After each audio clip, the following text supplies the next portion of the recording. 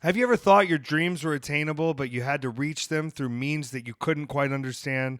Well, that's why we're here. It's Petár, it's Effy, it's Weekend at Effys, and this whole episode is going to be me having a great time asking for reviews and then nonsensically losing my mind. I don't really know what happened here. It was a great time. I had so much fun. You'll hear dog interruptions, you'll hear movie news, you'll hear fun facts about Montreal, and you'll also hear me beg you to like, subscribe, comment, and share, because I talked to their social media manager and he was honestly like, you have to just do that stuff. Like, that's just regular stuff you have to ask of people. You shouldn't personally feel corny asking. I feel corny right now. Either way, thank you for subscribing. Thank you for supporting. And weekendateffys.com if you want to sign up for the Patreon with all the bonuses. Happy March.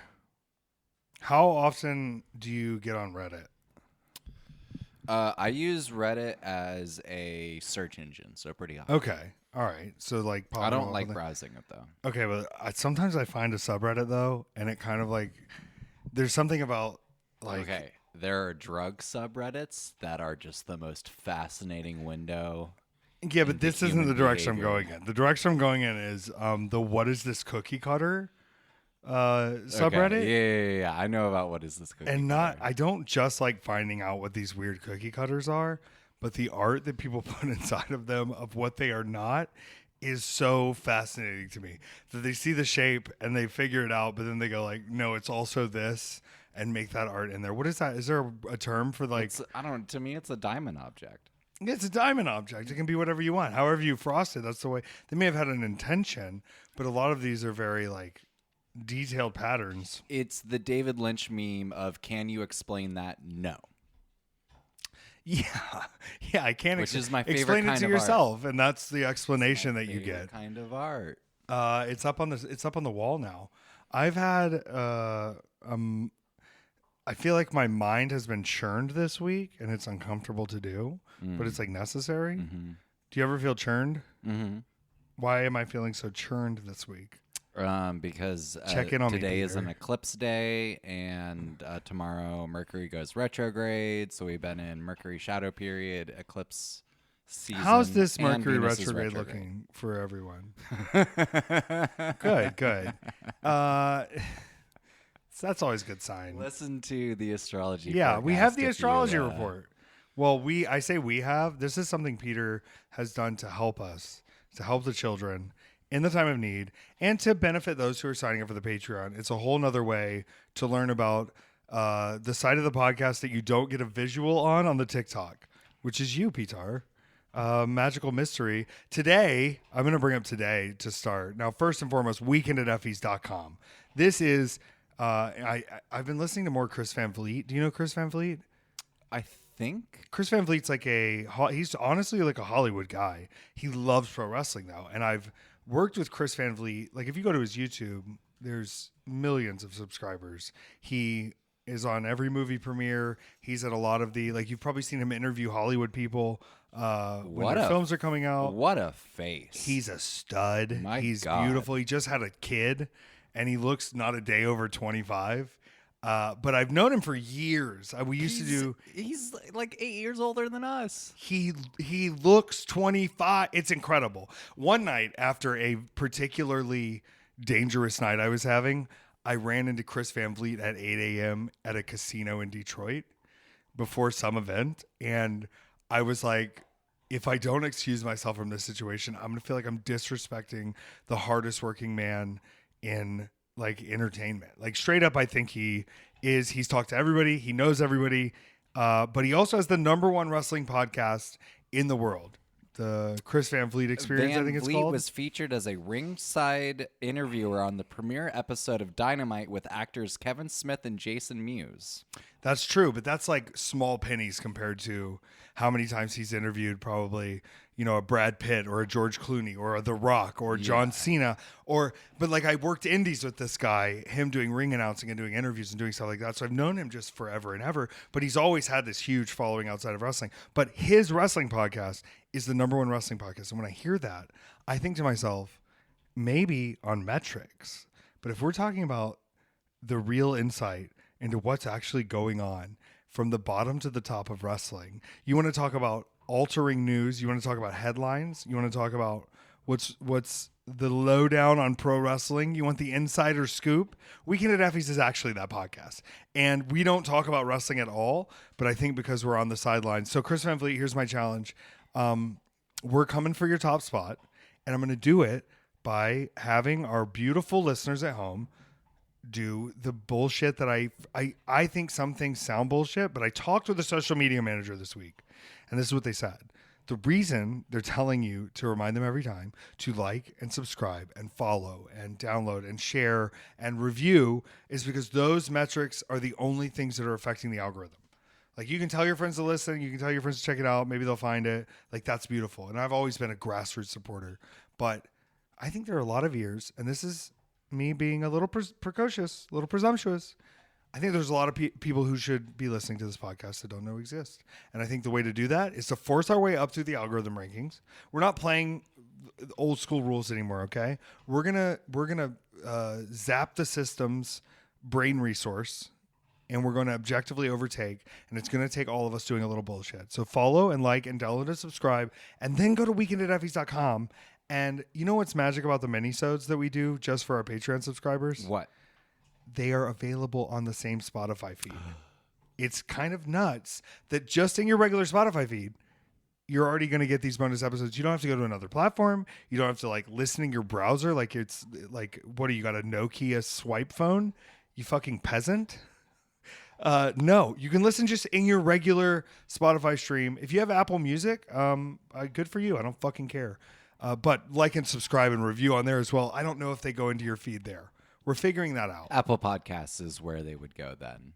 Oh, well, they're in Apple Podcasts. But you can have that regardless. We support all the different services. If you have Tidal, you're Jay-Z. That's the only person that still has Tidal. So either way, I'm just trying to say, I think with a little bit of elbow grease, and we don't ask too much of our audiences. You know what we ask of our audiences? For their attention and their time, which is a lot already. But I'm saying, yeah, it sounds dumb to click follow in your podcast. It helps. It sounds dumb to leave a review where you just like stroke our egos even more. Write a review just about Peter. Forget me. I don't need any more reviews. I've been reviewed. The reviews are in. There are some people who are really not into it. There's some people who get it. There's some people who feel total apathy towards it. But I need them to at least see and make the determination for themselves, because we have a remarkably positive feedback on those who actually do take us in. If you take it in and hate it, leave that review too. You know what I see all the time is people going, oh my God, I can't believe I wasn't listening to this before. Right. Or I just jumped into this. And I know it can be daunting. Like, we've been recording this podcast for how long now? Going on 3 years? Yeah, 3 years of meeting weekly. Like, I've thought about coming to you and being like, Peter, I don't know if we need to do this podcast every single week. We're close to 200. And you know what I'm saying? Then when I hear that, let's just keep fucking going. That means we're almost to 4 years. Yeah. So, yeah, that would be correct. Yeah.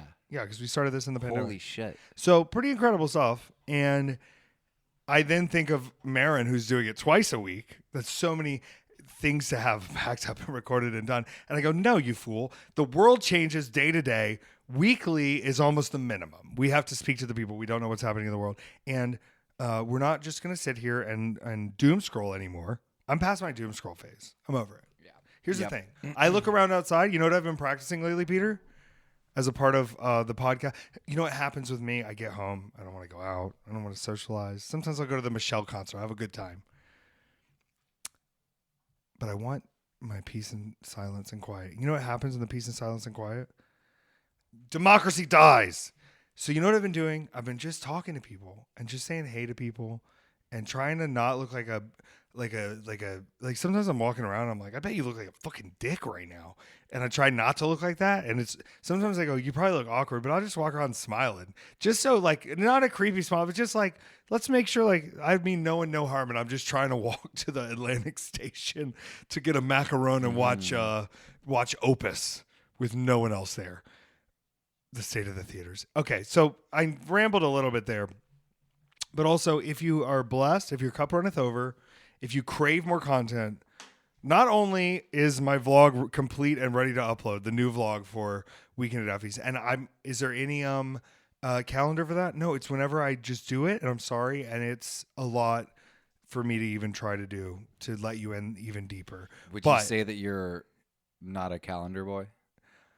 And we also have the minisodes about movies we saw, where we on the minisode this week we discussed the moral implications of AMC letting us go to a movie that they don't announce that was starring confirmed in court, found guilty of domestic abuse, Jonathan Majors. There's a lot of philosophical chats that we have that are, I think still fall within the scope of wrestling, because what is life but wrestling? What is sport but life? And what is life but a series of challenges? The point of life to me, do you know what it is? The fact that we're asking. So let's keep the motion moving. Weekendateffys.com for the Patreon. Like, subscribe, comment. We can do this. Chris Van Vliet, we're coming for you. We're coming for the top spot. And we're not going to have any guests on the show anymore. We've discussed that. Chris Van Vliet has a guest every week, and then he has the Ask CVV. And we also have an Ask EFFY, Ask Effy. You can ask Effy anything, but you do have to be subscribed to the Patreon at weekendateffys.com. Any level, you can ask questions. If you're signed up for the paid Patreon, you're going to get a lot of cool stuff included. And if you're at the top level, you get a percentage of merch off, which I'm pretty sure pays for itself. I know there are a few people I see their orders go through, and if they buy like two things, if I come out with two things in a month and you buy them, you're paying for the Patreon membership. So like if you're already going to buy merch or something, it's basically a free Patreon membership. Like it works out in that way. So use it, sign up for it, and also sign up for the Substack. Peter, tell us a little bit more about the Substack before we get to our questions from our beautiful Patreon listeners. So really just feeling that there's not really like a home place on the internet anymore, and just wondering like what could we do that would be more of like a homey landing for all the stuff that we do here. So that's really what we're trying to do with the newsletter, is little bits and pieces of our lives, fun things that you're not necessarily easy gonna reading, see, really easy to read. You can go deeper with it if you want to. Yeah, I think we're not selling to you the whole time. No, we're giving some fun music suggestions. It is a perfect companion to the podcast. It is, and it's also like references. I think it's interesting because I don't even think you have to listen to the podcast to enjoy the Substack. Yeah, absolutely. It's just like two people giving you cool stuff, and you can come see me if you want. The dates are on dog there. Photos. Why would you not want to see dog? Yeah, photos? and the new vectors of them where they're cut out into the thing. Oh, I love it. Weekendateffys.substack.com. I'm almost done promoting, but girl, it's my show, and we've had enough. You know what this show has taken from me? A lot of my peace of mind sometimes. And you know what? Like, it's beautiful, the amount of people who have come across Effy or learned of Effy because of my controversial podcast takes. It's a remarkable amount of people. Also, a lot of them hate me. So just know that speaking here freely, truthfully, to my trusted confidant, and putting the trust in the fact that, you know what, I'm not going to hide from things I say, and I'm going to say them with my whole fucking gut, and I'm going to stand by them when it happens. Doesn't mean that it's not a little bit of a mess sometimes when we have this. So any way you're choosing to support the podcast, that's fantastic. But feigning interest, greatest of all, and being interested in what we have to do and wanting your questions answered, that's the number one way to support, because it gives us something to talk about here. So, Petár, without further ado, our Patreon listeners have questions. Okay. Let's start at the bottom. All right. This is from Julie. What's your favorite superstitious habit? Do you have a superstition that you lock into all the time? This is good. I'm trying to think particularly in the vein of wrestling about the superstitions I have. I don't exactly know what superstitions I really hold. I'm sure there are some. This just came to a superseding halt when I was asked. I'm trying to think of when I'm getting ready. Like if there are particular things I'm not really paying attention to. Because I think a lot of it forms itself into habit, where it's not like you're not necessarily fully scared of the superstition the whole time. You get to a certain point where you go, I was doing this because of a superstition, but now I'm just doing it. Yeah. Which is, Yeah, I have broken a lot of my superstitions. Just I think there's something that goes kind of hand in hand, I think, with like religion, spirituality, and superstition. Like that's all kind of playing together. Also, yeah. And so a lot of me breaking my own superstitions has just been, examining personal beliefs and, wanting to ask the harder questions of like, why is it that you think the way that you think, et cetera, et cetera. And what I have noticed is that I can bring in new superstitions very easily to where I can configure my thinking in a way to like there was a while where I wasn't eating fish, but I realized that it was actually a Pisces human that I was supposed to be avoiding, not like actual fish. Oh, so you read the manual wrong. Mm-hmm. Did you avoid the Pisces human? Eventually after, not eating fish for a while. I love fish, honestly. But telling everyone around me, I don't think you should be eating the fish right now. There's worries about the fish, and the fish are like, what the fuck's wrong with us? There's such a thin line for me between superstition and preparation, where like a lot of superstitions that may be based in like, oh, that's nonsense. A lot of it is based on like real risk or real worries, or like it's not necessarily all like I have to put a cross above my door before the Lent. It's stretching to me is a bit superstitious.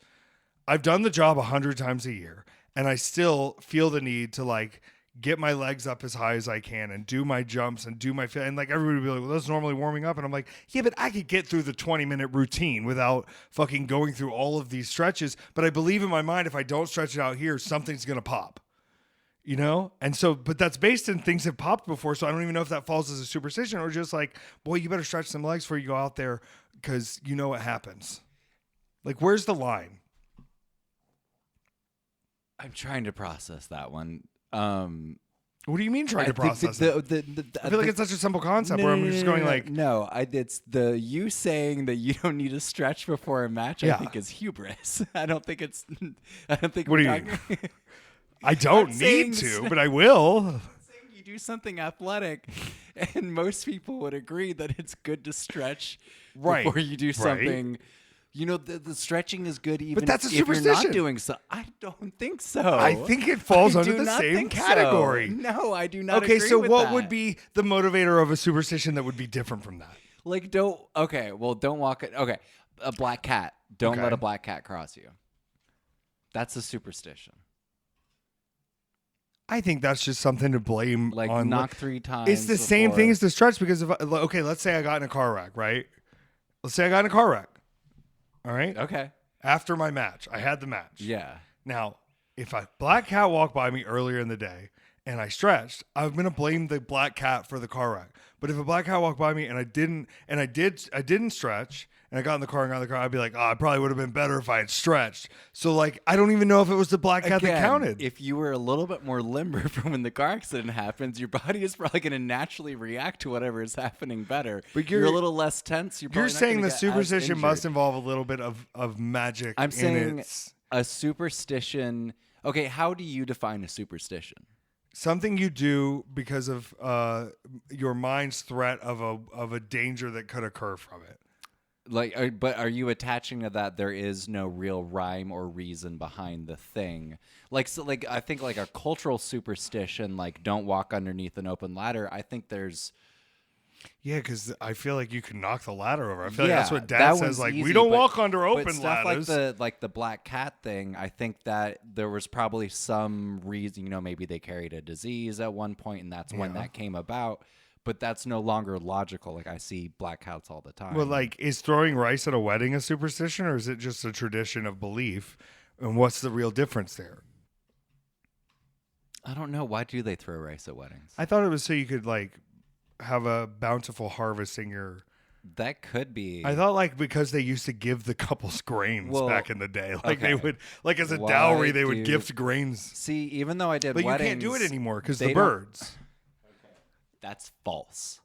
That is false. Who told you that, birds? A wedding planner made that up. Okay, so that they wouldn't have to clean him. Yes, and it was one of the most successful. Yes. I've been so worried about the doves. No, they're perfect. Have you ever been at a wedding where they release the doves? Actually, yeah. Isn't that weird? Yeah, it's weird. You don't get them back. But the price on have you ever priced out doves? No. Hold on, this is great. We're both doing research at the moment. Weekendateffys.com for the Patreon for more of this nonsense. Dozen doves price. Look at this. This is great. I can just buy live birds right now. All right. Let's get these are fancy ones right here. I'm trying to see. Okay, so it's a fertility blessing. It's a Roman fertility blessing. Huh. Wow, I can buy ducks? Now, hold on. Whoa, wowzer. These are Doves that are on sale. I'm on Stromberg's. Now it's saying options available. I don't know how many Doves I'm buying at this price. I would like to know how many Doves I'm going to receive for this. It's looking like one Dove. Cheap bulk live Doves. I'm not trying to buy them for me. I'm just saying there's a market out here for this. Okay. Oh, the shipping's just so fucking high on some of these Doves. Oh, God. All right. What are those? Oh, those are ecstasy pills that look like Doves. Oh, no, it's candy. Oh, my God. This is, buy morning Doves in bulk. Here we go. So these are, Jesus Christ. Are these real? Oh, that's a book? Oh, this is just a book about doves. I don't know. We got to look more into the pricing on buying live birds so we can set them free. What birds can we set free that would live like happily around here? Why would you not like this podcast? I don't understand who couldn't like this podcast. I'm talking about, it's looking like I can get a dozen doves for like $80. That's kind of the pricing scale I'm looking at. Like, and I think if I buy them as eggs and I birth them myself through the, because you don't sit on them anymore. You have a lamp. Yeah. You used to could just sit on them if you were real careful. Give you hemorrhoids though, having to hold it in there. Oh God. You think we could get Cranberry to hatch some eggs? Oh, 100%. Yeah. She would be duck mother supreme. Like, there's no way she wouldn't hatch those eggs under the lamp. She'd be laying under the heat lamp. They would hatch. She would just start licking them. She might eat one, but I think that's what ducks do too. Yeah. You think she'd do better with ducks or chickens? This guy doesn't like chickens. Oh, this guy does not. We passed a like rooster the other day. It was a concern. He was not. And it didn't look like he was ready to fight. It looked like he was like, we have to get the fuck out of here. I know he's losing weight, but look at that ass. I know. The ass is going to look bigger the more weight he loses because he's getting that little taper, and it's going to make the fat ass. He really stick does out. have an hourglass figure. Well, right now he's a low figure. Yeah, we were looking at that. I'm glad you brought this up. Like, I don't want to ever weight shame my boy, but I want him to be healthy. But I just want to say, like, his size and breed looks so good, Tubby, to me personally. Yeah. But also, like, I don't know. I'm into a lot of types of things. Yeah. So I do have a coworker that had a rat terrier. And Fat as fuck. She saw a picture. Oh, goes, no. Oh my God, he's so big. Yeah, he's so tubby. I know. Yeah, that's probably what they said. Bobby, we're working on it. We've really tapered his food down. He looks great. I just keep thinking he's bigger than he is because he tells me he's a big boy. He's like Scrappy Doo. You know, he's like the kind of. All right, he's pissed now. Oh, yeah, sniff your butt at me. This is a wrestling podcast. I did do some wrestling this week, but we've still got more questions from our Patreon viewers. I don't know. I think we just devolved into an understanding of what even a superstition is. I'll tell you this. Is it? You should keep stretching before every match. Yeah. I also eat 2 quarters before the match. 2 quarters? Yeah. 2 quarters of what? The coin.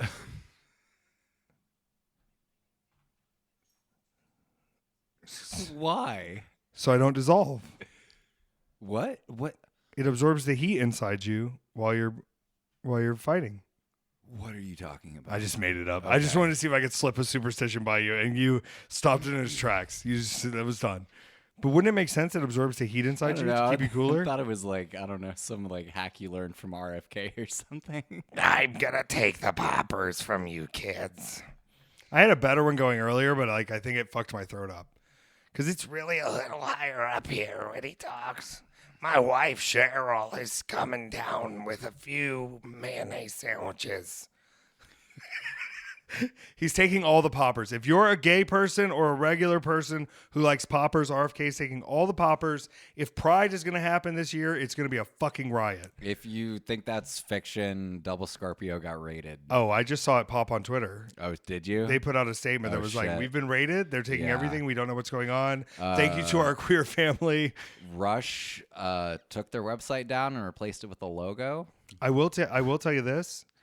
I'm willing to sneak poppers back over from England illegally. I'm admitting it right here. I'll do it. You know why? Because they just sell them at the store. And you know what? They're under 3 ounces. So suck my fucking dick to the TSA. I can bring them. You've got to put all liquids in a bag. Well, is toothpaste a liquid? Well, it certainly isn't a solid, is it? I fucking hate it. Like, They don't do the X-ray scans, but the whole Britishism of it makes me want to smuggle shit Oh, just God. for the sake of it. Also, I did hear Aldi's has. Speaking of smuggling goods, Aldi's has their own brand of Tim Tams now. Did I ever bring you Tim Tams from Australia? They're like a little tea biscuit covered in chocolate, and they're fucking delicious. They come in mini flavors, and they're ultimate. Oh yeah. These were awesome. Yeah. Yeah. So we've got to go to Aldi somehow. I don't know how we're gonna get there, but we might have to just figure it out. Might just keep the car extra. It's not on that Monday. far. Where's it at? We'll figure. Well, it's actually it's by the drive-in. Yeah, that's fine. I'm gonna keep the rental car Yeah. for a little bit, so we'll see what happens. We'll see how it works. What Next other question? questions do we have, Peter? So today is Mario Day, March 10th. We're a couple days past We're that. a couple days past it. Who's your favorite Mario character? Thank you, Kylie. His name is Luigi, and he did so much for me. Luigi, if you're hearing me, if you're out there, Luigi, my favorite Mario character, Mario's brother, Luigi, played by Charlie Day in the film. You know, I don't think... Here's the discussion we were having about Luigi the other day for Mario. Mm-hmm. What if Luigi came back in time and did or did not do what he did to then get caught so that he could go to Koopa prison to then show us how to get through the court system to get off so that we all would have an understanding from the future of how we could do this and get away with it too. Luigi from Mario. You know, canonically, Luigi from Mario did go have that ayahuasca adventure, as you Right. remember from Super Mario 37. Right. And that was also in the film with who was the actor who played Mario in that one? Wasn't John Leguizamo playing Luigi? Yeah, and Yeah. Dennis Hopper. Dennis Hopper was Dennis Hopper. Bowser. Incredible. And you know, there a lot of times when people report back specifically with ayahuasca compared to other psychedelics is a very direct, here you go, this is your mission, this is what you're supposed to do. And But I'm speaking even bigger, like Looper style, like he found the way back in time and goes, I know how you can get away with this. well, I mean, I'm going to show them. And then this is what sparks the revolution of we know how to get away. who's to say that he hasn't, you know, achieved his rainbow body and has figured out how to, you know, actually circumvent the wheel of time in order Wow. to, you know, astrally time travel. Do you think, is there anybody I can pay to just get the rainbow body? Can I just like, is there You gotta. is there like a VIP you upgrade? have to build it. Can I get extra XP It's- that just, I mean, can I buy the battle pass? it's worth building because you basically become Jesus. But it They does killed take a that lot of guy, work. Peter. Well, I mean, They killed you him. have to leave this body to Oh. go into your rainbow body. When I play Mario and I ride on Rainbow Road in Mhm. Mario Kart, is that similar? Yes. Like when he beep beep beep beep beep beep beep beep beep beep beep beep. That's the rainbow body. He's immune to our human systems. yeah, But exactly. also, I really loved the new Super Mario Odyssey. Did you play this one? I'm not. You know who my favorite Mario character Who? is? I don't really know any Mario characters other than the one that I play as. I'm that a Mario-holic. assuming is a Mario character. My girl Birdo. Birdo is from Super Mario 2, which was actually supposed to be a completely different game, and then they rebranded it Mario, but it was the first game you play as Peach in. Birdo. Okay. I think Birdo then comes back for many more series. Okay. Yeah, I love Birdo's, Birdo. I Birdo's- play Birdo on Mario Party every time. She's magnificent. She has. Here's the thing. Sometimes in my past, we're like kind of operating on pirate energy today. I just want to be honest. I don't know where it's coming from. In my past, there have been moments where I've looked down and thought, if I had one big nostril like Birdo, wouldn't that be something fun? But then I thought, like, what if one of them gets clogged? What if one of them, I don't know. But Birdo can also shoot eggs out of her hole. Mm-hmm. Like, I don't want to call it, I don't know what it is, because like birds have a cloaca, but she's also a dinosaur. But her name is Yeah. Birdo. It's fine. Like, I don't need to know everything. Like, I support and love her. When she's But spitting the birds are eggs. dinosaurs. Right. But when she's spitting the eggs, is it her eggs? Is she giving up that a eggs from her superstition? ovaries? Birds are dinosaurs? No, that's like based in evidence. Mm. I told you about when I went to the Smithsonian Museum of Natural History Mm-hmm. and got in an argument with that guy over evolution in front of the. Okay, Yeah. good. I'm just making sure. Birdo, I think, crosses the line because think about what a beak is. It's one big hole. Are you saying Birdo is the missing link? Yes, between bird and dinosaur. Rah, rah, rah. Quack, quack, quack, quack. And if you look at a parrot, it's got one big hole if you open the beak. If you clip the beak off a parrot, it's just a hole like Birdo. But if the skin was out, it would be like Birdo's beak. Also, I just want to know, like, I shouldn't ask the question about Birdo, should I? What? Why? What question? Well, how does she breathe when the hole's full?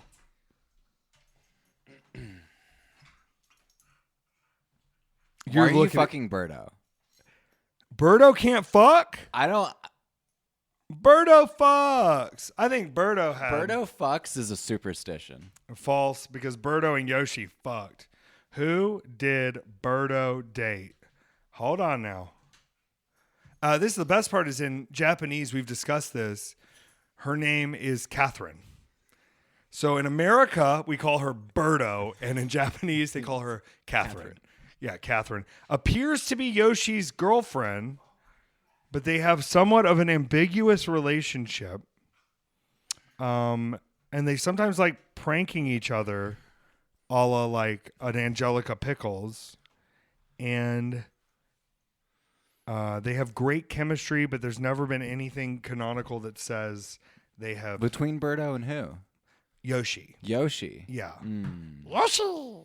Right? So is it a will they won't they kind of situation? Right. It's like a will they won't they, and they're It's like really playful best friends. A Jim and Pam, if you will. It's a Jim and Pam, but they're not having a weird baby and then firing Michael Scott or whatever. Or the British version where they don't get together and Tim goes to college. What if I invented lying and hadn't been invented?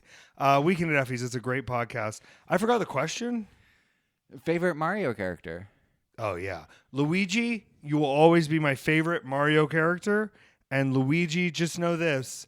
When the Mushroom Kingdom's in trouble, if we didn't have someone like Luigi to step in and take the risks, Princess Peach would never get rescued. I hope when you're rescued, you get your Princess Peach. He seems to be like a guy who fucks, if we're being honest. From everything I see, it seems like this is a guy who's pleased many women. Luigi from Mario. Mm-hmm. Oh, yeah. Voiced by totally. Charlie Day. I mean, he's got that whole mansion. And the fucking brows on this kid. Oh, my God. And mustache. Did you? Yeah, the mansion. I like the mansion because it's like, yes, Luigi's scared. Okay. Yes, he's not used to holding a gun. Right? Wouldn't be normal for him. Yes, he's going into the unknown. But does he stop himself from everything telling him to stop? No. You know what he does? All right. Deny the ghosts exist, defund the ghost house, and defend yourself from the ghosts. That's all we're saying. Okay? That's all we're saying. Luigi's the greatest character from Mario of all time. Shout out Princess Peach for motivating these men. She's beautiful. Beautiful. Who is, didn't we look up who is Peach's, Peach's Wario is Daisy. Yeah. But she's not evil. She's not evil. I always played her as Mario Golf. I played as Mario Golf. Did you ever play Mario Golf? Never played Mario Golf. Hole 9. I love Mario Golf. So good. Great question. And happy Mario Day. I think, here's what I really think in my heart. If you really want to get into it, play Mario Odyssey. Play Mario Odyssey on the Switch. It's the most fun story game. It's so exciting. Okay, yeah, because I'll be honest with you, Witcher's not really like doing. It's it like for takes me. a lot of you, and you just did a game that takes a lot of you. This game is like you get to be a dinosaur by like hour 2. Okay, and he keeps throwing his hat on stuff, and you get to be the stuff. Okay, and it's like puzzly and fun and a little challenging, but never like you never have to replay a level 8 or 9 times, which like I just don't need it right now. Yeah, like sometimes I just need to get to the next level and it's good and I did it. And it's I don't know. I had so much fun playing that game. I've been waiting for a sequel since it came out, and I have it. It's here. It's on Switch. Get into it. It's so exciting. That sounds lovely. Yeah, you'll love That it. sounds It's lovely. it's a big, expansive, multi-world, crazy, ultimate platformer that just keeps opening up. I loved it. All right, Mario. Well, since we're talking about games, this is from Danny. For both of you, what are some of your favorite games at the arcade? So classic arcade games. Time Crisis. Time Crisis. Okay, yeah. So I got to go when I was in Edmonton to the arcade bar the other day, and I always make sure to play Time Crisis. I always make sure to play House of the Dead in the machine when I can do that one, and then I always play some pinball. And I know that's not really like an arcade game, But pinball's so fun. Yeah, it's And- really relaxing. Yeah, and especially when you got a pocket full of tokens, I can pinball all day. They had the Godzilla pinball there, which fucking rules. But they also have I'm a real big fan of skee ball, Yeah. and I'll play skee ball for like an hour. I was thinking about bowling today too. What are we doing? She's just turning around. The Mario Kart on the arcade version, I've played it in Japan and in the US, not to fucking name drop my passport here. My passport won't scan anymore, by the way. I have to get a new passport, and it's like fucking me up internally because I have the passport I've always dreamed of having. Like the amount, like the stamps and I think I just have to do a scan the passport project. What do you mean? Like I have to like scan all the pages so I can see what my passport looked like. Oh, yeah, at this yeah. current moment. They should let you keep it. They'll just like poke holes through it. I know, but I feel like there's a better way. We'll figure it out. We're Yeah. thinking bigger long term of experience, but there's some fun stamps that are next to each other on there. Who was it? Who killed her? Who killed who? I forgot what we were saying. The arcade games. Oh, Yeah. What about you? I haven't actually been to a ton of like physical arcades in person. Really? So my answer is gonna be weird. The hunting game, the Oh, Cabela's yeah. or whatever. I feel like you can run into that one at some good pizza Yeah. spots too. Yeah. Did you ever go to a CC's buffet? Yeah, They would yeah, have a little arcade yeah. in the back. I'm exceptionally good at it. We've got to take you to some arcades. Yeah. Here's what I figured out, which was like honestly the biggest blessing that's ever come across to me. I figured out the same thing that's stimulated in my brain in a casino is stimulated almost exactly the same in an arcade where I'm trying to like win tickets and stuff, and being able to get the same satisfaction spending like $15 versus like it can get rough. And I don't gamble anymore. Like I really don't gamble anymore since I figured that out and could go like, oh, this is the same thing in my brain. I just want to win some tickets. And that's how I got my cursed dice. Oh, Yeah, I got my cursed dice. Is she fine? I think that was a. She's probably hungry. Yeah. We'll get them food in a minute. They're fine. They're living. We're having a fun Friday night. I'm a big claw machine person.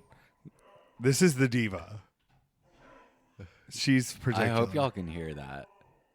I'll mic her up. Hold on. We'll just let her whine a second. Hold on. This is good. Oh, there you go. Do you have something to say, baby? Cranberry, what do you need? She's not gonna do it now that we're giving her attention. Yeah, she knows how these things work. When she sees a phone, she'll change what she's doing. I know they can hear that. You remember when Bart Simpson used to say "I caramba"? That's what I was saying out there. We just did a dog pause. Are we in? We're in? Yeah, we're in. And I took Cranberry out front, but then she wanted to go out the front gate, and it was so she could chase a woman up the street. What? I didn't know the woman was out there. I was like, yeah, we'll just go out. We'll just walk the sidewalks. And she had sensed a woman up the street and started running towards her. It was a lot. So I don't know if that was the full wine sense. Did you go back and listen at all? Can you hear her? Or is it, we're just going to have to guess? We'll guess. You'll know in the edit. We still had questions. Yeah. Okay. I love questions. This is from Clissy. Yeah. Okay, I'm only asking this 2 months late, but Effy, did you ever check out that fancy AMC across from Hammerstein? I did not, and it made me so mad every time that it was right there. And every time I'm like around that building, I have stuff to do, you know? Like I just Yeah. can't disappear into the movie Right. theater for 2 hours, even though I want to really bad every time. So no, and it makes me disappointed because I could have A-listed the day I won the belt. That would have been sick if I just went over. Also, I think I'd seen all the movies at that point. I don't know if there was much I hadn't seen, but maybe I should save myself something for the big venue versions. But I did go to an AMC this weekend, which we'll talk about in a minute. We didn't even talk about that movie on the minisode because it was so bad. Do you know about the Grave Face Museum in Savannah? What? No. Who's Greyface? Is that an alien? It's a true crime museum. Okay, let's go. Yeah, it says It's only- true crime, cults, sideshow, 1950s Where did roadshow this come up? attractions. Recommendation from Clissy. Oh, sick. All right. That sounds awesome. I haven't been to Savannah in a long time. Savannah, like, has that vibe. Like, you spent some time in Savannah, Yeah. right? Like, the vibe you feel in Savannah, this is why I have to get you to New Orleans. Yeah. I have to. Yeah. And I think before next year. Like, it needs to be a sooner thing. Maybe next weekend. I don't know. I need some money, but I have Saturday open. We'll figure it out. We're going to figure out a time. I'm not going to rush it, but it is like even doing a day or two in that city is marvelous. I would love to do Savannah too, though. I keep thinking New Orleans is closer than it is because I'm thinking Tallahassee. Like Tallahassee, I used to get to New Orleans in 5.5 hours. Just you go down 10. That's all you do. And then you're back. Well, we got to go through like what? Montgomery, probably. Montgomery down through the middle of Alabama, Let's through just Mobile. see. I would imagine. But like, I'm not scared of the drive. I also wouldn't fly. That airport's a mess, so it's not a fly city. It's also a fun city because when you're driving into New Orleans, immediately when you're in New Orleans, you can just start driving like an absolute piece of shit, and it's fine because the roads are fucked up and everybody's car is fucked up, and you just go with it. It's great. 6 hours, 45 minutes. Really? Yeah. So it's only a 45-minute difference because we're triangling it. A2 plus B2 equals C2. That's the Pythagorean theorem. Yeah. I know. I've been thinking about triangles my whole life. We're made of triangles. Yeah, no, you nailed the route on that. Go straight through Mobile. This is one of my old man boomer traits is that I can probably give you the driving directions with highways to get somewhere. I've done it. I've done the paths. I know the rides. It's a fun time.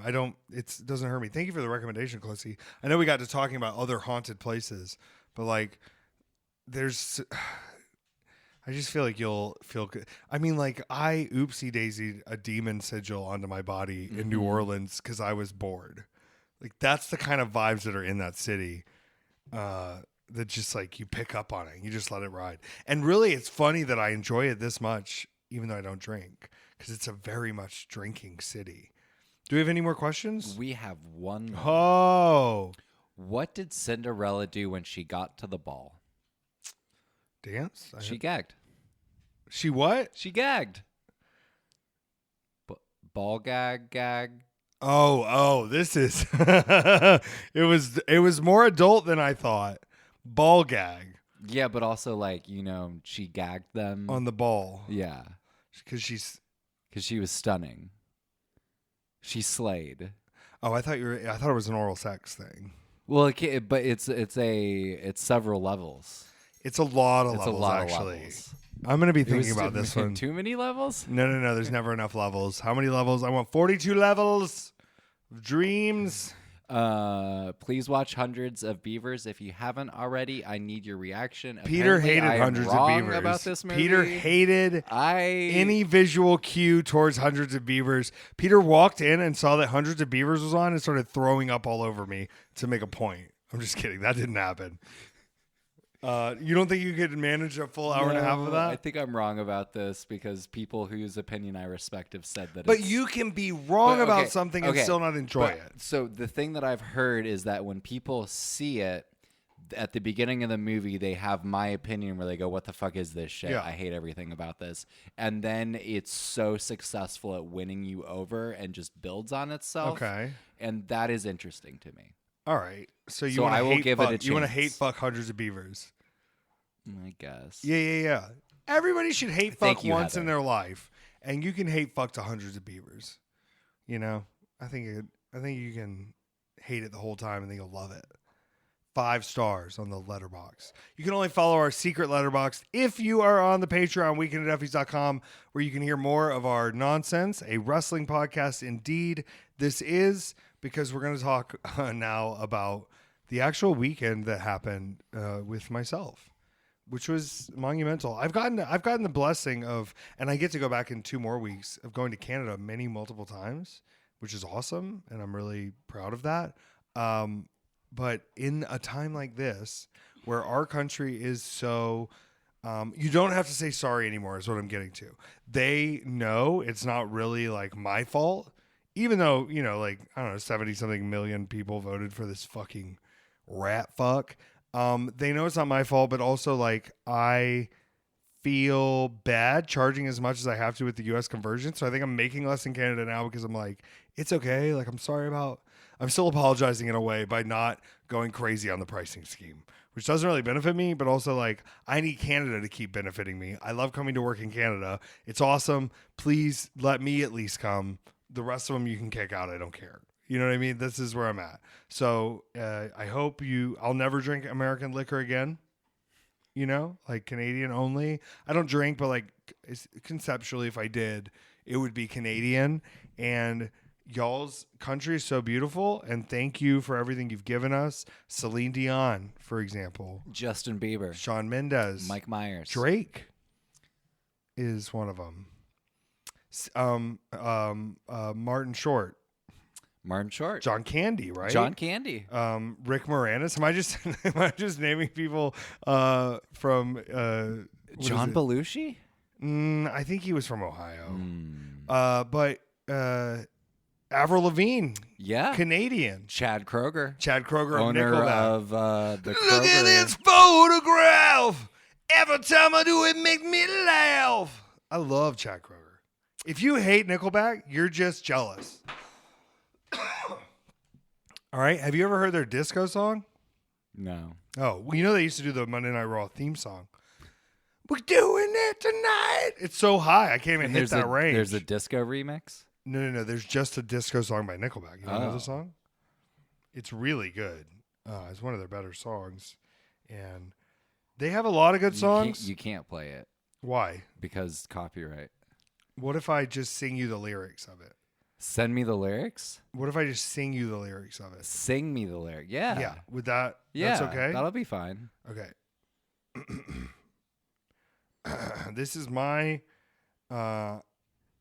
reading of Nickelback's disco song "She Keeps Me Up," and it's a full. They do a full, like, we've got to watch the video. It's very good. She's got me nervous, talking 100 miles an hour. She's more than worth it. I swear she smells just You're like just a flower. reading. You don't know the tune. I don't know the tune. Should I make up a tune? Make up a tune. I fall to pieces if I win anywhere without her. I love when she says, what's wrong with right here on the counter? And this is the pre-chorus. Funky little monkey, she's a twisted trickster. Everybody wants to be the sister's mister. This is where there's a double entendre. Coca-Cola roller coaster, love her even though I'm not supposed to. Funky little monkey, she's a twisted trickster. Do you want to guess what the song is about? Cocaine. I think it's about cocaine. And I don't think it's about a real woman. I did see on Twitter a gay refer to another gay's penis as her. Like, oh, look at her. And that's how I kind of feel about him referring to cocaine as a look at her situation. She's a twisted sister, Coca-Cola roller coaster. This is a disco song, and they do a disco line dance, and there's Vegas showgirls. I don't know. Like, I think people's opinions of Nickelback are wrong. Think about, what's the first Nickelback song you ever heard? This is how you remind me. That rules. That song rules. Of what I really am. Like, he's accepting his flaws. Yeah, that is kind It's of not fun. like you say sorry. Well, I'm thinking from a different story. This time I'm mistaken for having you a heart worth breaking. I've been wrong. I've been down and to the bottom of every bottle. Yeah, I just want to say, I'm not gonna keep going because I'm just gonna do it all night. This is the number one wrestling podcast in the world right now. Number one wrestling podcast. They're from Alberta. Yeah, I love Alberta. Alberta, the province without rats. We discussed this. Every time I've spent time in Alberta, and I've done so in both Edmonton and Calgary, the major cities there, and driven in between them. You know, and I know up north there's more of the bison. What a cool place Edmonton, Alberta, Canada is, and Alberta, Canada, and Calgary, Alberta, Canada, home of the Hart family dungeon. You know about the Hart dungeon? Mm-mm. Bret Hart and all his siblings used to live up in a house that his dad, Stu Hart, ran, and they would keep a live bear under the house that they would sometimes wrestle at the carnival. And in the basement is where he stretched and trained some of the greats of all time. Greats such as Sabu, greats such as Bret Hart, greats such as Chris Benoit, possibly. We don't talk about him because he killed people, and we don't condone murder. But I'm saying like this was a great place of wrestling training long ago in Edmonton. So I just like Canada rules. And I went back to Canada, but I went to the part of Canada that's not like they don't think they're Canada and they don't think the other part of Canada is Canada. And that's the beautiful city of Montreal, Quebec. Do you understand like the sheer difference between a French Canadian and a Canadian? There's a pretty wide difference, right? It's staggering. Yeah. And they're very certain of their cultural dominance 100%. And like, honestly, after being there, they're probably right. They have beautiful poutines. They have wonderful. We went out. I got in the night before because going into Canada, like if there's a snowstorm possibly approaching, just bring me in the night before. We're going to be okay. Like it is what it is. They took me out for dinner. We went to the school.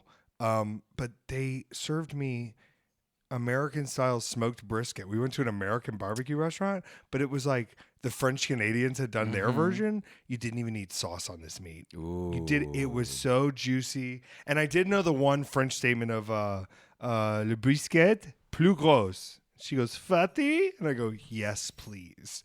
I want the fatty brisket. But everywhere you go, like the mix of cultures and foods there is so good. I like when people don't want to speak to me because I don't speak French. Like I like feeling a little disrespected that I didn't immerse myself enough in the culture to fit in. And the building we're in, l'Olympia Théâtre. You okay, baby? What are you doing?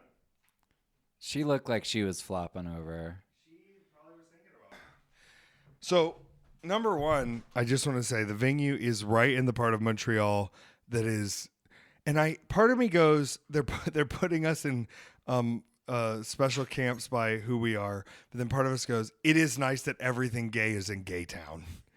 Gay Town is what it's. You open the map where the venue is, and it goes Gay Town, and I go, I think I'm home. I think I'm here. Now, there's a lot of parts of Gay Town that are very fun for gays. And a lot of them are, I'm not going to participate in right now. But it's a wild place to be. And here's how gay. You want to know how gay town is? How gay is it? The night before in the Olympia Theater, who was playing but RuPaul? RuPaul was there the night before us in the venue. I heard one of the security people say there are more people here tonight for the wrestling. So sorry to RuPaul, but your book tour is not selling as well at the Olympia Theater. Yeah, I was going to say it's the book tour, right? As the uneffing sanctioned the problem blood match. is that if you look at that book cover, you go, oh, Prince has a new book about him. Oh, my God. Listen, RuPaul's commitment to not wanting to at all be in drag unless you are being paid to be in drag and like committing to like there's two RuPaul's bit is magical. When you see RuPaul show up and does any kind of interview or introduces an award, she ain't in drag because she's looking at everyone going, they didn't pay me that rate. That's a different rate, baby. And honestly, girl, like good. You know, I'm trying to make sure I price myself correctly. I'm getting asked to do like certain appearances and I'm like, do I have to put it in there? Like, here's the rate and here's the rate if I wear my costume like a birthday clown. You know, like, is there the expectation that I'm going to show up in my little outfit? And why shouldn't I charge extra if I'm going to walk around your place of establishment in my fucking panties all night? And RuPaul has figured out, of course they want that. And if they don't have it, you're going to be able to look at me and go, she got booked. She's there. They're cheap. And I know that. So she's cheap on her own book tour because she wasn't going to bring the designers and the glasses and the makeup and the hair and the wigs and the fun. No. She wasn't getting dolled up every night. She said, we're selling base price tickets and I'm going to walk on the stage in a suit and it's provided by someone else. And I'm going to go back to the hotel after. And guess what? We sold more tickets to the Blood Feud. Okay. I've gotten to work a few times for them. And there is allegedly a Netflix documentary being filmed that has been filmed at the last 3 shows I have been at for IWS in Montreal, which is historically, they have produced a lot of great wrestling stars. You know, your Speedballs, your Kevin Owens now, your Sami Zayns have gone through these halls even before their PWG days. So they have the legacy, and they're kind of doing a retrospective now through, you know, PCP Crazy Manny and the crew that is there. But I called Manny on his bluff, and here's where I'm hoping I'm wrong. Like, you ever call somebody on your bluff and you're like, I really hope I'm wrong? I said, Manny, I figured you out. You are just pretending there's a documentary crew here so that I will agree to do whatever dumb fucking shit you want me to do. And this documentary will never come out. I've never seen it go any further. And there's even less crew here this time. But you're convincing me while this guy's a camera pointed at me for backstage footage to fall off a ladder through a bunch of shit and bleed and get hit with glass and do all of this crazy stuff. And I'm not second guessing it at all because I'm going, well, it's going to be good footage for the Netflix documentary. And I think I'm being fucking ribbed by the French Canadians. And I hope I'm not. And I hope this is a real thing that comes out because the last time Netflix produced anything wrestling wise, before they got WWE, which is like the juggernaut, was just a lot of people looking not as in a good light as they should have on the wrestlers about indie wrestling at OVW and stuff. There were some rough scenes that were shown in there it didn't make us look good out here on the indies. And I know why people are concerned about me, because if that's the impression they've got of like making it out on the road, it's rough. So I'm hoping that this shows up somewhere. I don't care if it's Netflix, but it does seem to have some very cool, interesting, bloody, wild footage that has been shot over the course of these shows. And I did get to team again with Jimmy Lloyd, the different fucking broski. Originally I had considered doing the indie wrestling road trip back 6 hours from Montreal to New York City to then go to Long Island. I last minute said I'm not doing that. So I did kind of pull a little diva card there to say I need the flight. But I did go the next day to do a second show in New York. Now, I had been asked to do a seminar early in the day for this show, and I had thought with Uneffin' Sanction the night before in Montreal with all of this blood and glass and destruction and balconies the night before, I said, well, I don't know if I'm going to be in any condition to actually do a seminar or feel up for it. I said, I'm sure I'll make it for the match. I'll work around all that. That's fine. I love it, but I don't know if I can teach the seminar. Needless to say, I could have taught the seminar, Peter, because I was rearing and ready to go and at the venue by like 1:30 for an 8 o'clock show. And you know as well as I, we've discussed this a lot on our mini-sode, weekendateffys.com for the Patreon, so you can hear all the extra content and extra episodes. I mean, we're putting out 2 episodes a week, realistically. I said, I'll look up the closest AMC. Now, granted, he just walked out and growled. I love it. 1 mile away from the venue I was at in Long Island was a beautiful megaplex. He just acts like he owns everybody in the house, all the stuff in the house. He thinks we are useless. The dog thinks we can't fend for ourselves. And if he's not on top of everything, we're going to suffer and die. But he doesn't realize he would die without us. Oh my God, bring him up here. Oh, you growling, dude? What? You can't. What do you have to say for yourself, When Bob? you growl like that and you're in someone's arms with your little arms folded, it doesn't look scary. Hey, Bobby, what are you doing? Come on, give me something. We're trying to get the dogs on mic today. It's just failing. They know. It's like they know they're being used for content. I think we need to like give them laughs or something. Just have it, just like a feed running, and we can just cut in whenever. Cut in when they're going in? Yeah. Oh, yeah, like little portables through. Let me see if I can get them. Oh, No, he's getting wiggly now. He loves he's into it. Yes, this is welcome to Audio Butt Rubs, the ASMR. Oh, he just knocked the fucking microphone out. Oh no, we lost the whole recording. Okay. They know they're too smart. He's smarter than me and he knows it. And it's the worst realization I've ever had anyone make because it pranks my ass all day. He's a fucking prankster. It's crazy. He's stuck with you this weekend. I'm not taking him. I love him. He's good. We're going to take Cranberry back over to Dad's house. So here's what I'm getting at. I went to the Megaplex in the middle of the day because I had all this extra time before Remarkable Wrestling. And Peter, you and I know in the doldrums of early March and February, there's not a lot of films out. Yeah. So I was looking and I found one film I had not seen that was playing at a matinee time. Like, this is a difficult thing if it's not a 24-plex to really find a midday that I haven't seen. And it had Batista and Mila Jovovich, and it was called The Lost Legends, maybe? Here's the thing. It doesn't fucking matter what it's called. It was a Paul W.S. Anderson movie. I didn't realize that before I went in. There were about 10 of us watching this movie in an IMAX theater, to be clear. And it was possibly... It made me wish AI had made the movie instead of a person because it was that bland and boring and dumb and stupid. And I should have just done a seminar. And instead, I went and watched the most mind-numbing thing I've ever watched, and it was not worth your time or good or fun. So next time, dream bigger is what I'm telling myself. Dream a little bigger than thinking you won't have the energy to do a seminar. Otherwise, you're going to watch 2 hours of Batista walking around brown, deadly town, post-apocalyptic. They had guns and swords for some reason, all just on a green screen. You could tell they just showed up and stood in front of a green screen. That was the whole movie, the entire movie. Zoom in, zoom out of the green screen. That's the film. Fuck you, Paul W.S. Anderson. Mila Jovovich, I can't blame you. You're married to him, so like you probably got to keep him happy, and you get paid to do nonsense films. Like I don't even know if she learned her lines before she got there. There's no way she was on set not going like, line again? What is it? What, are you making up words again, Paul? What the? And isn't he's kind of what I think Cronenberg talks like, but in real life. I'm Paul W.S. Anderson. Isn't he? Or is he just like a regular dude? I don't know. Let's see. I thought he had some like deep Romanian ties. If you're not familiar with Paul W.S. Anderson, he's English. He's English. We're going to Paul film William Scott Anderson. Yeah, that's what a like good the most name English for a terrible artist. If you've never seen his movies, you may know some of them, such as Resident Evil, Resident Evil: The Final Chapter, Resident Evil Afterlife, Resident Evil Retribution, Monster Hunter, Resident Evil Apocalypse, Event Horizon, Resident Evil Extinction. Event Horizon truly fucks. And that's why I had like partial hopes. Did you ever see the Three Musketeers he made?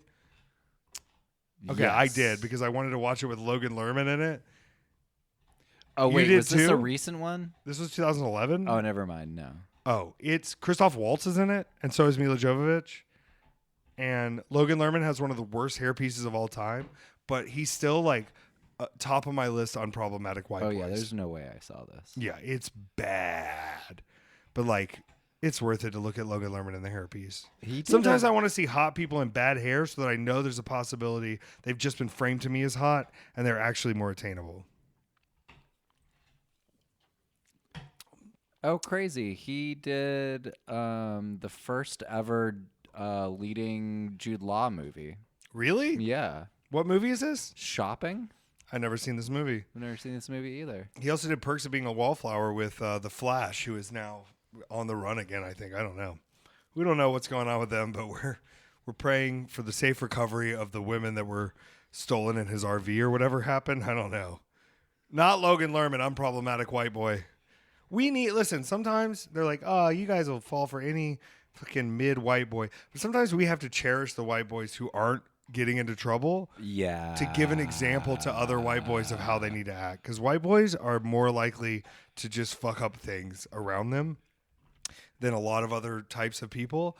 And so when they're good and normal and calm and boring, I think we should celebrate that more, you know?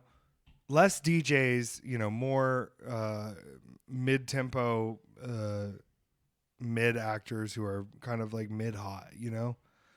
Like I just want you to not be too full of yourself. Look what it did to Johnny Depp. It's a fucking life ruiner. Why did I start talking about Logan Lerman? I don't care. It's Eclipse time and we're just vibing through. I got fangs in the back of my neck like a fucking stallion. I'm ready for anything. Oh, yeah, I went to see that movie. It was fucking trash. Terrible. I will tell you this, though. I had points to use, and I just had snacks. I snuck in candy from the gas station. So I was having fun, but in the meantime was also going like, I don't give a shit what happens in this movie. I don't fucking care if it gets resolved. I don't care if it's bad. I just want to sit in the dark, I think. I think sometimes that's why we go to the movies. Just like, can I sit in the dark for a minute and just like recalibrate? Sometimes I have the feeling of wanting to go to the movies, not to like see a particular movie, just to go to the movies. Yeah. Let's go to the movies. Let's go to the movies. It's like fast forwarding through the void, you know? Mm-hmm. And you can watch a movie with people. I like standing up at the end and seeing how people are sitting if they really like that movie. I like knowing people in a movie are not enjoying it. Like watching Magazine Boy or Calendar Man. What is it? Magazine Man. Magazine Dreams or Calendar Boy. Magazine Dreams. I could look around. I felt the theater not liking what was happening. Yeah. And I love it. Yeah. And it doesn't mean I like the movie. It means like I like being in a public situation where we've all accepted that we're not having fun, but like there's not really any risk to not have it. Like we're just like, we're doing this? Okay. All right. All right. Another flexing scene. Okay. We're doing another flexing. Okay. Fun. Another flexing scene. Either way, I got out of the movie, went back to the venue. This card was I'm going to describe this to you, and we still got out of there late, but this is the card. 1 match, 2 matches, the Royal Rumble match where everyone's in it. So there's just 2 main matches and then the Royal Rumble match. And luckily, the promoter at Remarkable was so wonderful and kind and patient and polite and had everything handled right away.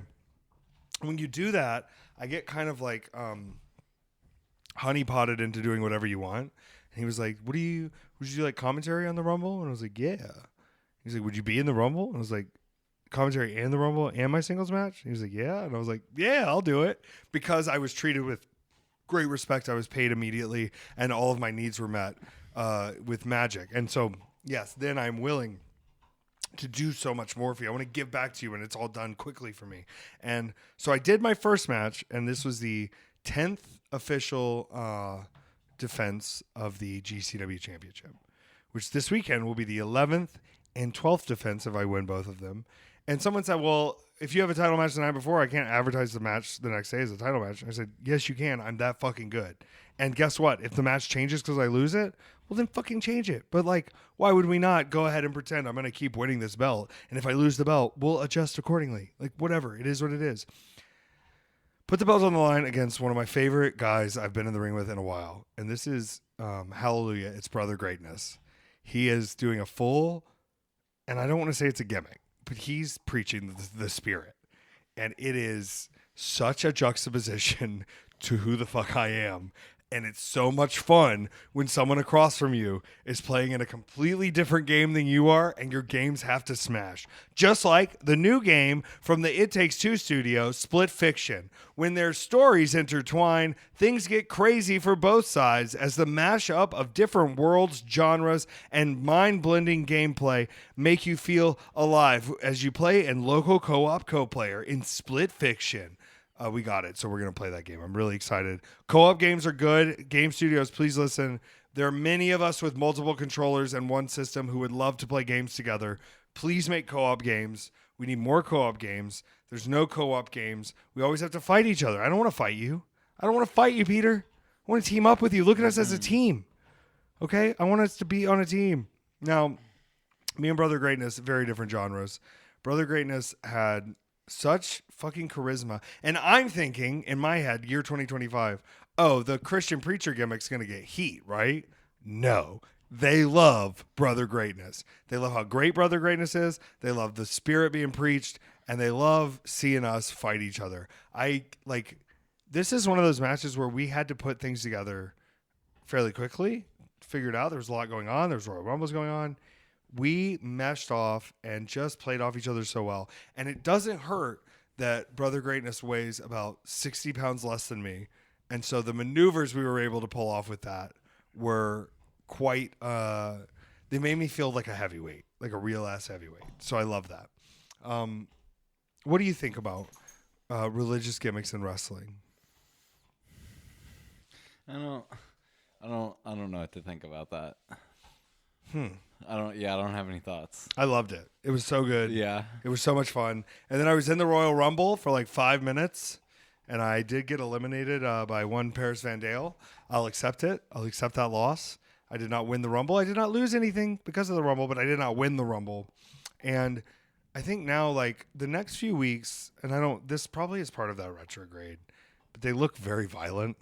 The next few weeks look bloody and dense and less of a jubilee, if you will, and more of a scrap, almost throwing my real wrestling brain out the window. I've really been crafting the wrestling of these matches lately, and I think it's going to be more of a hack and slash battle war with the next few people. I mean, I have Slade, who the last time I wrestled him disappeared for over a year, just disappeared. No one knew where he was. So I wrestled him, he just disappeared. Then I'm also wrestling CJ O'Doyle in Florida, who I was dealt a loss to the last time we met, who's just a big, angry fucking O'Doyle rules bully. And then looking forward after that, now I do have a fun match in Atlanta that I think you should maybe come to next Thursday. And then I think I'm going to have the weekend off. So we'll play with that. But after that, I'm going to be facing Rhinestone Cowboy Stephen Crow. That's actually less of a fight, I hope, but it has been announced as a GCW rules match. So I imagine someone who is, a talent like that in the North, looking for opportunity, looking for chances, all they got to do is keep me down for 3 seconds. So if Stephen Crow can do that with the GCW rules, with weaponry, with, blood, guts, gore, and violence, then I would lose the belt there. But the next day, I don't even know what. Oh, I do. Oh, my God. I'm fighting Microman in Chicago. I keep forgetting what I'm doing. Microman might kill me.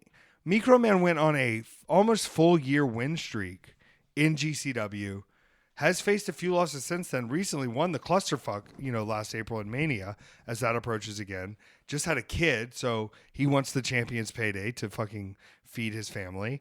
And after Microman, I have Dr. Redacted, who I've seen him tape his arms and legs back together during matches. And I am going to admit my weakness here. If I have a wound that needs taping, I'm probably leaving. You know what I mean? Mm-hmm. And so, I'm not that committed all the way. And I worry that some of these people are going to have even the slightest more commitment than me. And I cannot let that happen. And so this is going to be a time where, I have to exist beyond self-doubt. I have to exist beyond pain. I have to give. I've actually had a little bit of a reprieve, even though I've been wrestling this much, compared to the Mance Warner situations. By this time last year, I would have had, Did he pierce his nose? Yeah, Steph pierced his nose. Can we talk about that? Yeah, because he's live on an arena show tonight for TNA with a pierced nose and a mullet. And the Mance Warner I met was bald and chewed dip and drank light beers all day. This woman, this Australian woman, and you know what? BTI, I called her a big-titted idiot. Let me renegotiate because game knows game. She's a big-titted inventor. Okay. And yes, she did get a surgical reduction of the titties. They're still big titties. Big titty inventor of swag and style. And it is working out so well in both of their favors. They're eating it up in TNA. I fucking still hate Mance Warner so much. But at a certain point, how many times do you almost kill somebody before you have to go okay, truce for a second? You know what I mean? There has to be some game of respect that you finally reach as men. And this is the thing with me and Allie where people are like, oh, you still hate each other. Fuck Allie, honestly. Fuck her, but also that's my sister through and through for life. But also go fuck. If she was here right now, I'd be like, you go fuck yourself, you fucking stupid bitch. And also, I love you. Thank you. You're the light of my life. And it was far more intense with me and Mance Warner in that respect. But also, I don't want anything to do with you. I don't want to hang out with you anymore. These days are gone. We've reminisced. It's fine. Go do your thing. But also, players gonna play, and I can't hate. He's eating it up in TNA. So maybe, maybe I was holding him back, keeping him here. And maybe I'm just, the Blarney Stone, everybody wants to give it a kiss, but it's still in the same fucking spot, isn't it? Am I the fucking Blarney Stone, Peter? Am I the Blarney Stone? Are they all going to come and lick me and leave their slobber and hang upside down and grant their wish? And I just got to be stuck on an island covered in drool from all these international fucks who want their dreams to come true because they're going to come kiss me? Oh, fuck, Peter. I just had a deep realization. I'm the fucking Blarney Stone of wrestling. This is why we have to be the number one wrestling podcast. This is why, and I don't want Chris Van Vliet to suffer. He can have the number 2 spot. But this is why we need your reviews and ratings. If I'm going to stay here and keep giving out good luck, maybe the Blarney Stone's going to learn to walk, okay? I saw toys talk in Toy Story. I think this Blarney Stone can walk down the hill. Maybe I'll kiss myself. And that'll be the luck. I don't know what it means, but I think there was just a deep realization there about being a cautionary tale. The Blarney Stone. God, no, it's going to haunt me in my dreams, Peter. This is dense psychological detail coming out of nonsensical stream of conscious mindware that my brain is producing vocally. Do you know the Blarney Stone is supposed to give you the gift of gab? It's supposed to make you speak eloquently and persuasively. That's all I do. I'm giving it away. Every time they kiss me, a little bit of my spirit is gone, and I forget contractions and sentence function. Have you ever seen me send a text message? I used to be able to form thoughts. I told you about texting my old manager the other day, and he was like, it's really jarring when you text because there's just no spacing, periods, capitals, or anything that signifies the start and end of a thought. And I go, yeah, exactly. He was like typing to me and was like, hey, how are you? With like capital letters and periods and exclamations. And mine was like, LOL, been living down here. Where do we go? How your baby? And so I think the Blarney Stone has been drained. Okay. I was a great communicator. No. You still are. There used to be like 10% of your text messages where I would go, I have no idea what that means. I will ask him in person when I see him. Right. I don't have those anymore. I know what you're saying when you send things.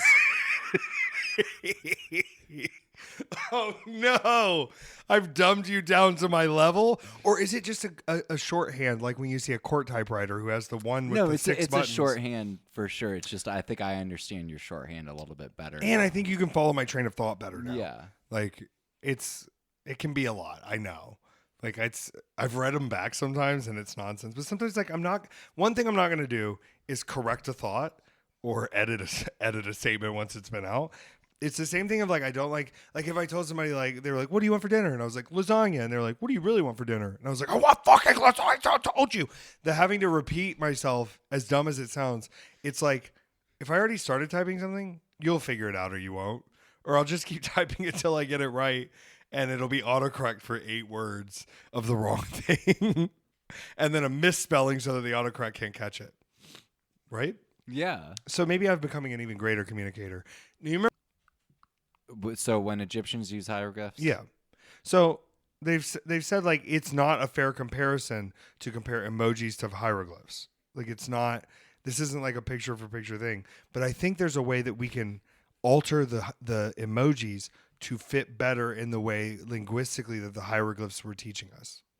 Okay, how would we do that? We got to be able to You just looked at me blankly like this wasn't your idea. No, it's about emoji contractions. The combined ideas of 2 emojis in a contraction form.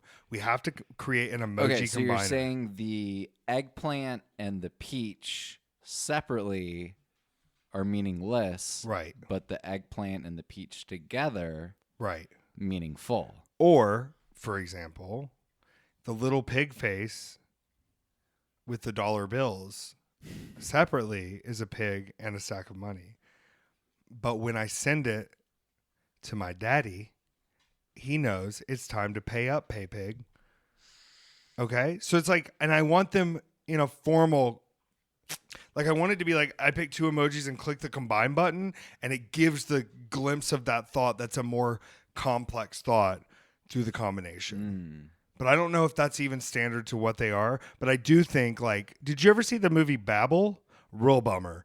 Did you? I didn't. Oh, you should watch Babel. Real bummer. Just like start to finish, bummer. The whole time, bummer. But I'm thinking about Tower of Babel and how God was like, fuck y'all, learn different languages. And I want to honor and respect everybody's culture. But this goes back to American Sign Language. I think if we can all agree on a complex emoji system, we can really get some work done globally. Because I'll tell you what, whenever I've done deals in China, and I just want to say, I already got hit with tariffs. Any person out there who tells you that tariffs are being paid for by the other countries or tariffs are benefiting us, incorrect. If I got these items produced in America, they would be about 5 to 6 times the cost. And so having to pay an extra $300 on top of doing stock already is still cheaper, but it's dumb because it's $300 I didn't have to pay before that isn't doing anything good for me. Either way, what I'm saying is when I have done transactions in China and overseas, the use of emojis have helped me convey the mood and emotion to be better than just coming across as dry or rude, or, you know, when I'm asking for capacity and building styles and, you know, what are the alternatives you can show me, using these emojis as a way to sort of like almost frost and glaze the communication lines, because the way we would speak in business would be different. But if I can have these little similar things, I think we're going to be doing better. Inaratu. That's who did Babel? Yeah. Yeah. Have you seen Love's a Bitch, Omari Sparrows? No. You want to trade? We'll do a trade? Yeah. All right, we'll do a trade. Apparently it's in a trilogy where the third movie is 21 grams. Okay. Let's go. Let's fucking go. That's some dark shit. Right? Yeah, good for okay. All right, but this one's about love, and that one's about 21 grams. It's early Bernal. Okay. Gael Garcia. Okay. Yeah. He's fantastic. so hot. Fantastic. Oh yeah, fantastic. Sorry, I'm trying to remember the acting terms we use. He's fucking hot. He's super hot. And like when he's like 26, like I think he's hot at 44. How old is he now? 44? He's gotta be. How old is Gail Garcia? Oh, I gotta ask her. Hey Siri. Hey Siri. How old is Gail Garcia Bernal? No, that's not anything I was looking for. Oh wow, that's so interesting. I know. So there's a dogfighting subplot in that movie, and it was actually responsible for getting dogfighting shut down in Mexico. 46. I was so close. No, he's still hot at 46. Oh my god. Yeah, Y Tu Mama Tambien is fucked up. What a film. Him in Old, right? Wasn't he in Old? Isn't he the dad in Old? Is he? I don't know. Am I Motorcycle making that Diaries up? was a lot too. Oh yeah, he's very hot in that. Oh yeah, he wasn't old. Wow, you're right. It's the beach that turns you It's the old. beast that turns you old. I think I would, like I think I could long distance date the beach that turns you old, but I wouldn't want to like go out on a date with them. It seems like it's draining. He's doing a thriller with Nicole Kidman and Matthew McFadyen.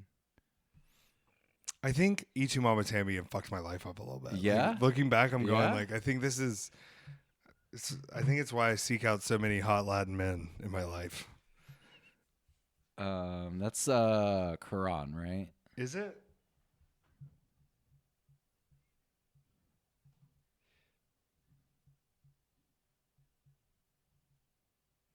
I think it's just this guy Gary made it. He's just Gary? really into the culture.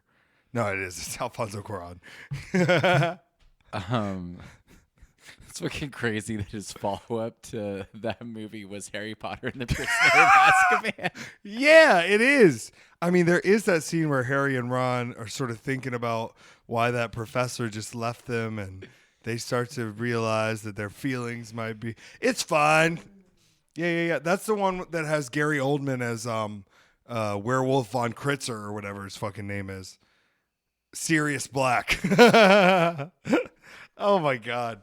I have to go to Atlantic City tomorrow, and I'm having so much fun here, but I'm just like behind my schedule. Is that who he played? I've only seen those movies like once. Yeah, Gary Oldman plays Sirius Black, and then he turns into a werewolf. He has to escape Azkaban. Who's Lupin in those movies? Oh, maybe he was Lupin.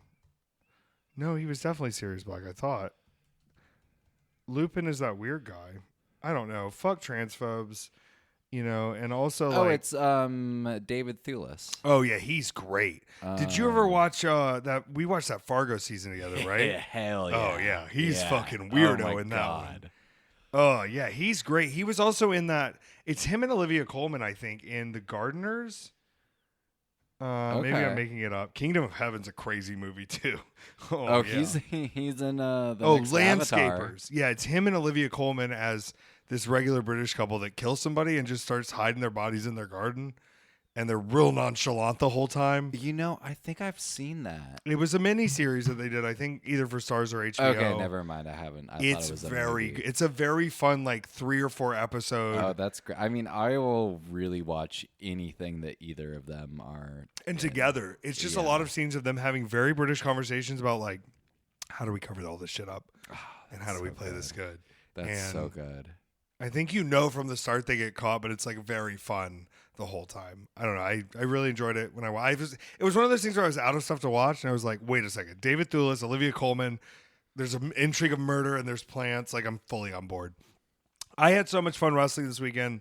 If you're coming to see me, check the upcoming dates. They're on my Twitter, they're on my Instagram, but they're also on weekendateffys.substack.com, where you can get a whole mess of knowledge and news, movie recommendations, games, music, and just like stuff going on, things happening. the world. So check it out. You might like it. Maybe you won't. Maybe you hate it. And if you do, leave another review because I need it to function in the algorithm. I need the review. Effy needs reviews. Okay. Can somebody review my performance? Here's my review of my performance. Pretty good. Doing pretty good, kid. Doing pretty good. How do you review your performance? Doing fine. Doing fine. Doing pretty fine. good. Keep it up. Yeah. Great. Yeah. That's awesome. And Bebop, you're doing great too. Look at you. You're ready for. He's gonna have to wear his little Speedo this summer. Show off that summer bod. Mm-hmm. Big Dick Bebop's got to show bulge. That's a weird way to end a podcast. I don't care.